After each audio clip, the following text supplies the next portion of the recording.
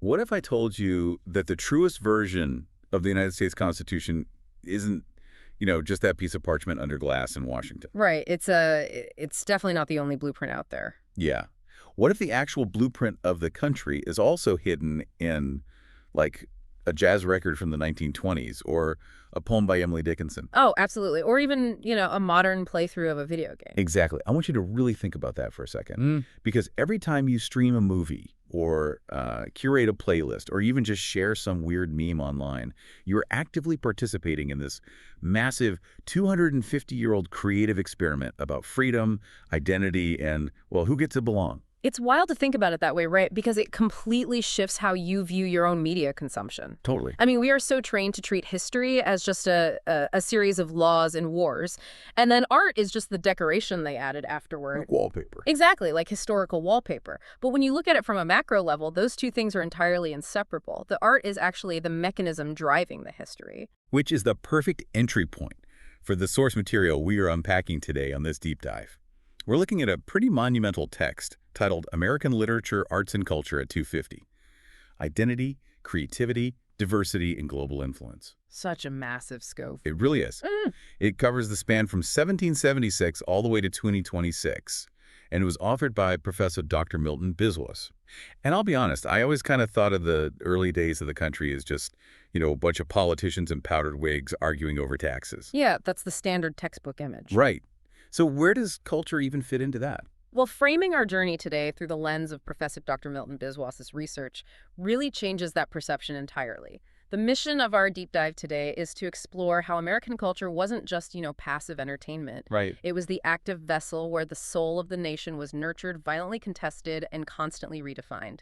Okay, so if we are sitting here in the middle of the digital age trying to make sense of our algorithms and streaming feeds, we really have to rewind. We have to go back to a time when the country had literally no voice at all. A total blank slate, yeah. How does a brand new nation just invent its own culture from scratch? Out of pure urgent necessity. I mean, you have this fledgling republic that just violently severed ties with European monarchies. Right, they had the political independence. Exactly, but culturally, they were still basically European. Yeah. They desperately needed a distinct sound, a distinct mythology, just to bind people together. So who actually steps up to do that? Because I assume you can't just mandate a new culture through some congressional decree. No, you definitely can't. It has to happen on the ground. So you get figures like Benjamin Franklin publishing Poor Richard's Almanac. Yeah. Think of it as the 18th century equivalent of a viral life hack blog. A viral blog, I love that. It really was. It was full of pragmatic, folksy wisdom that essentially taught colonists how to behave like Americans. Championing self-improvement and hard work over, aristocratic bloodlines. Oh. And then on the fiction side, you have Washington Irving writing stories like Rip Van Winkle. Wait, hold on. How does a folktale about a guy falling asleep in the woods help build a nation? Because Irving was performing this massive act of, cultural theft and translation. He was taking ancient European folklore and just transplanting it right into the American wilderness. Oh, to make it feel local? Exactly. A new nation feels like a startup, right? It lacks deep roots. So Irving was manufacturing a shared ancient mythology so the public would feel tied to the landscape itself. It's like they were trying to build a house and write the architectural blueprint at the exact same time. Yeah. All while fundamentally disagreeing on who actually gets to live in the house. That is a perfect analogy. And that tension is undeniable. It's what drives the next major phase. In fact, Professor Dr. Milton Biswas points out that this era, which is often called the American Renaissance, was when that blueprint was aggressively stress-tested. So we're talking about the 1800s now. Right. By the 1830s, Ralph Waldo Emerson is practically screaming for cultural independence. He's telling writers to stop mimicking British styles and just look at their own untamed surroundings. But there had to be some anxiety there, right? Expanding so fast. Oh, the anxiety of that expansion was palpable, which is exactly why, at the same time, you get Edgar Allan Poe exploring the dark, paranoid underbelly of the human psyche. But, the paranoia kind of makes sense when you consider the foundational contradiction of the era. Oh, absolutely. You have a country screaming about universal liberty while actively enforcing systemic, brutal slavery. How does the culture even begin to reconcile that? It doesn't reconcile it. It goes to war over it. And this brings up the really vital concept of cultural citizenship. Cultural citizenship? What does that mean exactly? Well, because the legal definition of a citizen back then was strictly limited to white men, literature became the alternative courtroom. Oh, wow. Yeah. This is a core pillar in the work of Prof. Dr. Milton Biswas when he examines early resistance literature. The marginalized used art to prove they belonged in the democracy. Which means we have to talk about the slave narratives, right? People like Frederick Douglass and Sojourner Truth. Yes, exactly. But I imagine these weren't just autobiographies meant to elicit sympathy from readers. Far from it. They were sophisticated rhetorical weapons. I mean, Frederick Douglass didn't just share his trauma. His masterful command of the English language completely dismantled the racist, pseudoscientific arguments that justified slavery in the first place. Because he was so articulate. Exactly. By writing with such undeniable brilliance, he was proving his humanity and his intellect to a society that was actively trying to deny both. He's essentially using the master's tools to dismantle the master's house, long before that phrase was even coined. It was a pure assertion of power. And Professor Dr. Milton Biswas emphasizes how this active claiming of cultural space forced a national reckoning.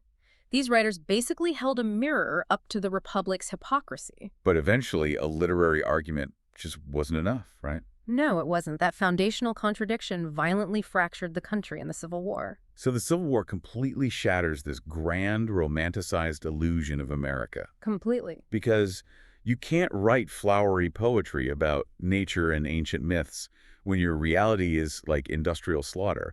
You have the trauma of 500,000 dead and cities suddenly bursting with displaced people. The art had to get gritty just to survive, didn't it? It had no choice. The post-war era leading up to the mid-20th century brings this massive shift toward realism and regionalism. Realism, so telling it like it is. Exactly. The goal was no longer to idealize the world, but to document its messy, unfiltered reality. You really start to see writers trying to capture the authentic vernacular of everyday people. Is that where Mark Twain comes in with Huckleberry Finn? Because he's not writing in that formal high society English at all. He's using regional dialects to expose the moral bankruptcy of the society he's observing. Twain is the quintessential example of that. He weaponized humor and everyday speech to critique the total failure of Reconstruction.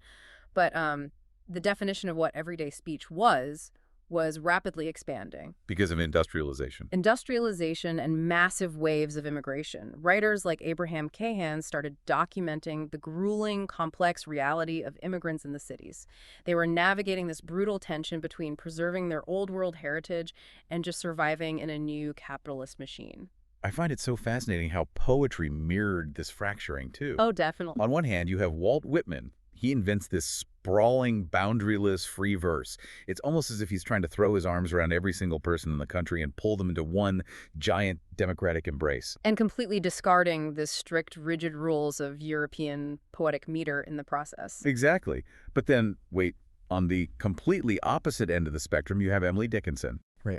She isn't writing about the sprawling nation. She's locked in her room writing these incredibly compressed, almost violently introspective poems about the individual mind. They are the ultimate contrast. But the ultimate disruption to the established narrative happens in the 1920s with the Harlem Renaissance. Okay, so millions of African Americans moved from the rural South to the urban North during the Great Migration. Yes. How does that geographical shift translate into a cultural earthquake in a place like Harlem? It concentrates creative power in one place. You have Langston Hughes writing poetry that captures the rhythm of jazz. You have Zora Neale Hurston celebrating the dialects of the Black South, and Aaron Douglas revolutionizing visual art. It was an explosion of talent. It really was.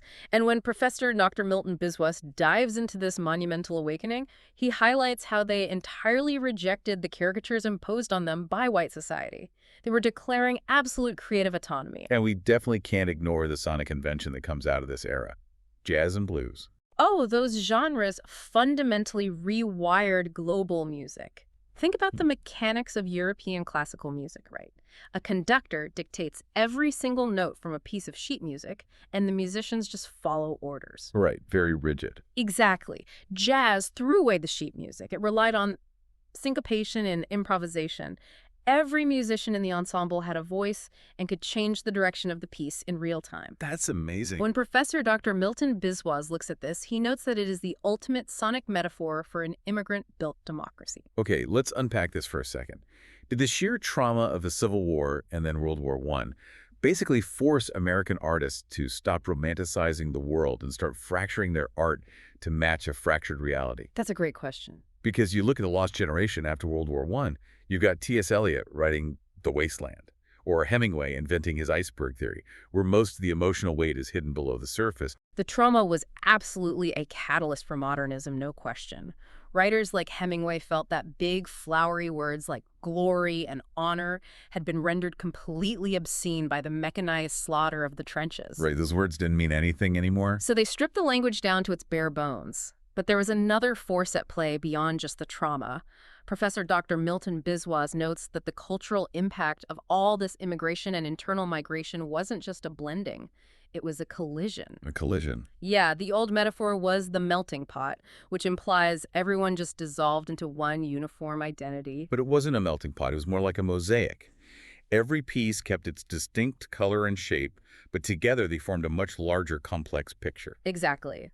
The cultural authority was finally decentralized. The voices defining America were now coming from all directions.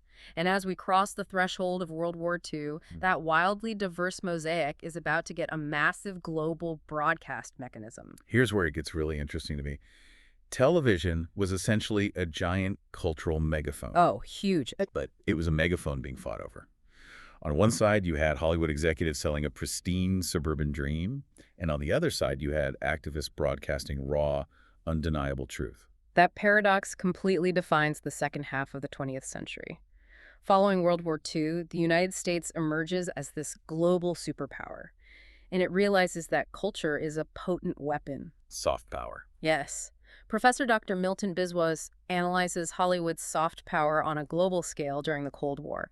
The government and the studios exported the sanitized, prosperous American dream just to counter Soviet influence. But the reality inside the country was tearing itself apart.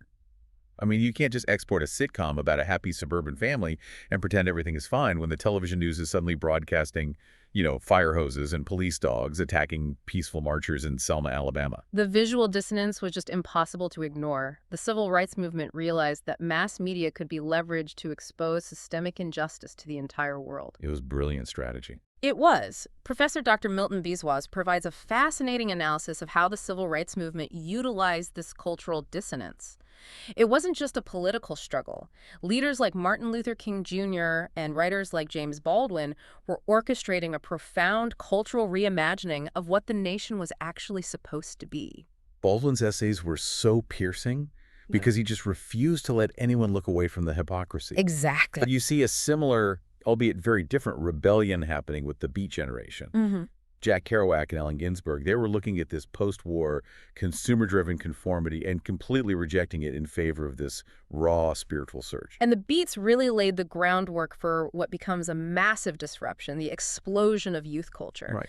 Before the 1950s, teenagers were essentially treated as mini adults, but suddenly they gained real economic power and they demanded their own culture. And to rock and roll. You have Elvis and then Bob Dylan giving a literal soundtrack to teenage rebellion and political protest. Right. But if rock gave a voice to the suburbs and the anti-war movement, the late 70s and 80s brought an even more radical shift from the inner cities. Hip-hop. It emerged from the Bronx when the city was quite literally burning from neglect. Yeah. DJs like Grandmaster Flash took turntables, which were meant only to play music, and turned them into instruments to create new music by leaping breakbeats. It was making something out of nothing. It gave a voice to marginalized urban realities that mainstream news completely ignored.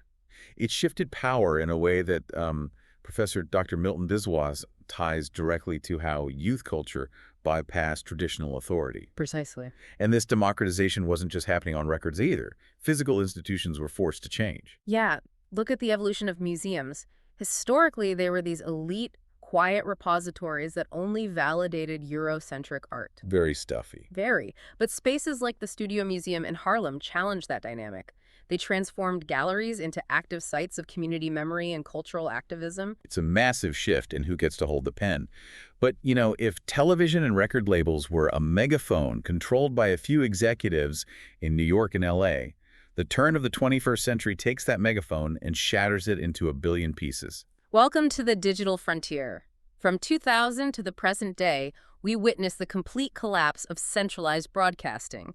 We are now living in a decentralized, algorithm-driven ecosystem. The internet revolution completely changed the mechanics of authorship.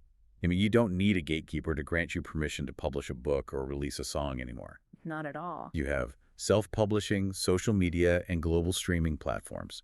It feels like the ultimate democratization of creativity. It does feel that way. In his forward-looking research on the digital ecosystem, Professor Dr. Milton Biswas argues that this lack of traditional gatekeeping has unleashed an unprecedented wave of diverse representation.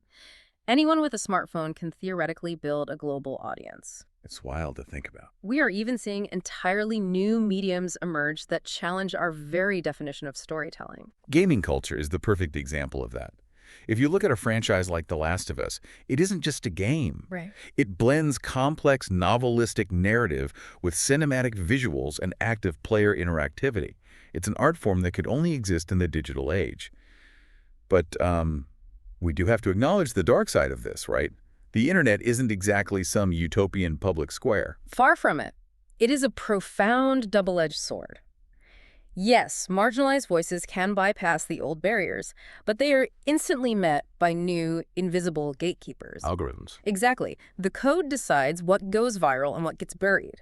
We have a gig economy that severely devalues the labor of actual artists, and we are trapped in digital echo chambers that polarize audiences rather than unite them. So what does this all mean for you, the listener? I mean, if an AI can perfectly mimic the style of Hemingway or the rhythm of Langston Hughes, does it force us to redefine what the human soul of art actually is? That is the existential crisis of our current decade. When assessing the intersection of AI with human creativity, Professor Dr. Milton Biswas warns that the core struggle really hasn't changed, even if the tools have. Really? How so? Well, we went from the colonial printing press to the radio to television and now to neural networks. But the central fight has always been who gets to control the narrative. Because AI is built on the data we feed it. It's just the ultimate mimic. Yes. It democratizes the ability to generate an image or a script, sure. But if those algorithms are owned by massive tech monopolies and trained on historically biased data, we risk stripping the human friction out of our art. And friction is required for culture to evolve. We simply cannot let artificial intelligence sanitize the messy reality of the human experience. Which really brings us back to the core premise of this entire journey today. We started by looking at America not as a fixed point on a map, but as a creative republic. A republic defined by its continuous and often painful negotiation of freedom, diversity, and innovation. The culture isn't just a reflection of the nation. The culture is the nation. And that brings it right back to you listening to this right now. You aren't just a passive consumer. Every time you champion an independent artist or every time you share a perspective that challenges the algorithm, you are an active participant in this. Exactly. Wrapping up this comprehensive work by Professor Dr. Milton Biswas, it's clear that you are the direct continuation of this 250-year legacy. As we navigate this strange new digital frontier, looking at the America at 250 series as framed by Professor Dr. Milton Biswas, I want to leave you with a lingering thought. Okay, let's hear it. If an AI is trained on 250 years of our collective American triumphs, traumas, and contradictions, will the art it creates be a reflection of who we actually are, or just a reflection of who the algorithms think we should be? The next chapter of the Creative Republic isn't just about what we create, but how we choose to remember ourselves.